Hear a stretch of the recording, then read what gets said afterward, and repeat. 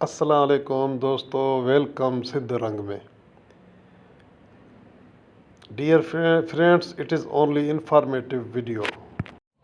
अस्सलाम वालेकुम वरहमतुल्लाहि वबरकातुहू। दोस्तों, अॼु नंढनि ॿारनि जे लाइ हिकिड़ो बहितरीनु नुस्ख़ो वठूं था। सियारे जी मौसम अची वई आहे ऐं नंढड़नि ॿारनि जी जेकी छाती बंदि हूंदी आहे ऐं उन्हनि खे खंघि ज़ुकाम थी वेंदो आहे, उन जे लाइ हिकु बहितरीनु नुस्ख़ो अचो त साईं खां वठूं था। फी सबीलिल्लाह असांजे दोस्तनि जे हवाले कयो, उन्हनि खे ॿुधायो। जी साईं, जी साईं। साईं नुस्ख़ो आहे असां वटि नंढे ॿार जंहिंजी छाती बंदि हूंदी आहे, तकरीबन सियारे जी मौसम हाणे जीअं शुरू थी आहे, तकरीबन इहा ॿारनि खे तकलीफ़ थींदी आहे साईं।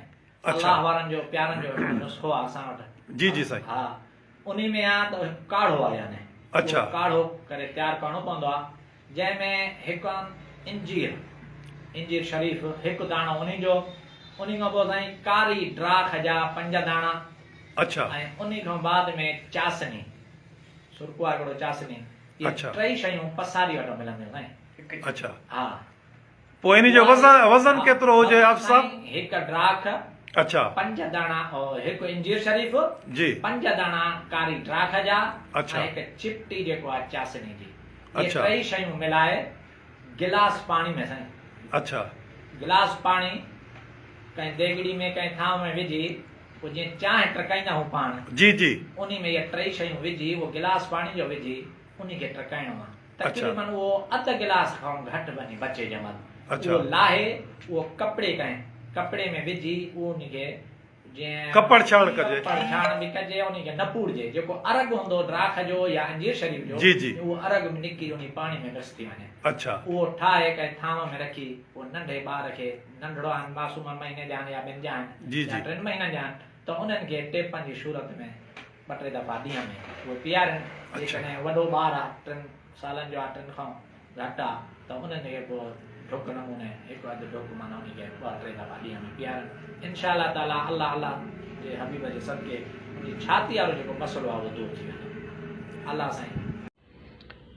दोस्तों, इन नुस्ख़े जा अज्जा जेके आहिनि उहे तव्हां ॾिसी वठो। हीअ आहे कारी ड्राख, हीअ कारी ड्राख आहे। इन जा रुॻो जेके आहिनि 5 दाणा जेके आहिनि उहे खणणा आहिनि, ऐं उनखां बाद हीअ आहे कासनी, हिन जो नालो आहे कासनी।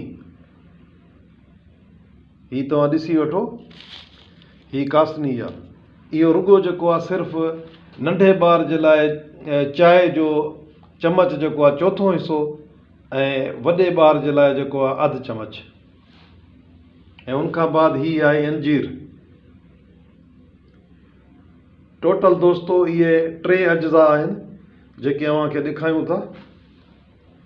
हीअ अंजीर आहे, उनखां बाद हीअ कासनी आहे, ऐं उनखां बाद हीअ कारी ड्राख। बीहो दोस्तों, जेकॾहिं अव्हां सिंध रंग खे सब्सक्राइब ऐं लाइक न कयो आहे त फ़ौरन खे लाइक ऐं सब्सक्राइब कयो। हीअ अव्हांजो पंहिंजो सिंध रंग चैनल आहे।